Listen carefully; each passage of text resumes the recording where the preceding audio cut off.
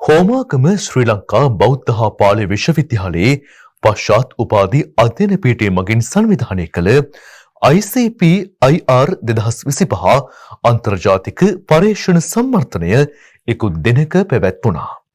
දෙස් විදෙස් පශ්චාත් පර්යේෂකයන් සඳහා වූ මෙම සම්වර්ධනය පැවැත්වුණේ 3 වෙනි වරටයි. ඉකුත් 2023 වසරේදී දෙස් විදෙස් පර්යේෂකයන් සඳහා වූ මෙම සම්මන්ත්‍රණය ආරම්භ කෙරුණේ.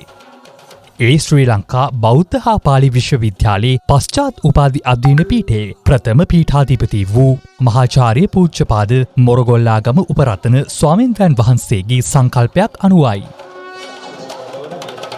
දෙස් විදෙස් පශ්චාත් උපාධි පර්යේෂකයන්ගේ පර්යේෂණ කුසලතා වර්ධනය කිරීම, ගුණාත්මක පර්යේෂණ ලෝකයට දායාද කිරීම සහ විවිධ භාෂාවලින් බුදුදහම පිළිබඳ වඩාත් ගැඹුරින් අධ්‍යයනය කිරීමට අවස්ථාව සලසා දීම මෙහි අරමුණයි.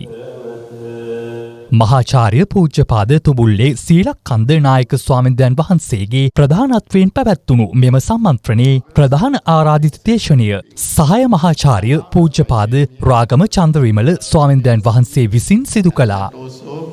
Invited by my friend Venerable Morogolagama Pratana Theo.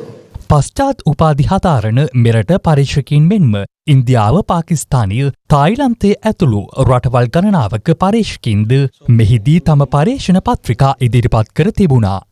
ඇත්තෙන්ම මේ විශ්වවිද්‍යාලයත් එක්ක මගේ දීර්ඝ සම්බන්ධයක් තියෙනවා. 1981 මේ විශ්වවිද්‍යාලය පිළිබඳව ප්‍රථම සාකච්ඡාව ආරම්භ කළේ පවතුවේ පරම ධම්මචේතිය පිරිවෙනේ රත්මලානේ. එදා අපේ විද්‍යාලංකාර පිරිවෙනේ වැඩ සිටිය මහාචාර්ය කාකපල්ලි අනුරුද්ධ නායක ස්වාමීන්ද්‍රයන් වහන්සේත් සමග මේ සාකච්ඡාවට සහභාගී වෙන ආරාධිතයෙක් හැටියට නෙමෙයි, නිරීක්ෂකයෙක් හැටියට මම තාම තරුණ වයසේ පසුවෙද්දී ඊට සම්බන්ධ වුණා. ඒක මට අද වගේ මතකයි. මාපලගම විපුලසාර නායක හාමුදුරුවෝ තමයි ඒක සංවිධානය කළේ. ඒ වගේම ඊට පස්සේ විශ්වවිද්‍යාලයක් හැටියට කාර්යාල ගොඩනැගිල්ලක ආරම්භ වෙච්ච මේ විශ්වවිද්‍යාලය අනතුරුව අනුබද්ධ ආයතන 4ක් යටතේ ක්‍රියාත්මක වෙනකොට ශ්‍රී ලංකා බෞද්ධ හා පාලි විශ්වවිද්‍යාලයේ විද්‍යාලංකාර ආයතනයේ ධර්මාධ්‍යක්ෂ හැටියට අවුරුදු 4ක් විතර මම කටයුතු කරලා ඉන්පස්සේ තමයි බුද්ධ ශ්‍රාවක භික්ෂු විශ්වවිද්‍යාලයේ ටික කලකට වගේ